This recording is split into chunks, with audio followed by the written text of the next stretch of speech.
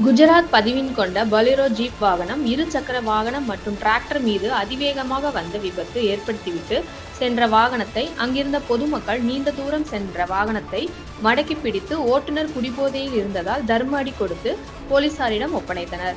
இவர் ஜாதி பெயரை கூறி ஜாதி கலவரத்தை தூண்டிவிடுவதாக பொதுமக்கள் குற்றச்சாட்டு வைத்துள்ளனர்.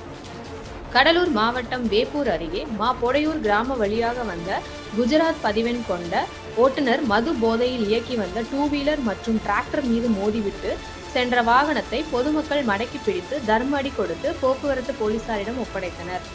ஓட்டுநர் பெயர் ராஜா.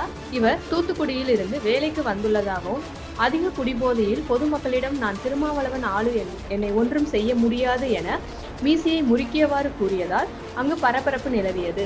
போலீசார் வந்ததும் போலீசார் முன்னிலையே நான் சிறுத்தை என எதுவும் செய்ய முடியாது என தூத்துக்குடி இருந்து கடலூர் மாவட்டத்தில் உள்ள பொடையூர் கிராமத்தில் ஜாதி கலவரத்தை தூண்டும் விதமாக செயல்படும் நபர் மீது கடுமையான நடவடிக்கை எடுக்க வேண்டும் என பொதுமக்கள் கோரிக்கை வைத்துள்ளனர்.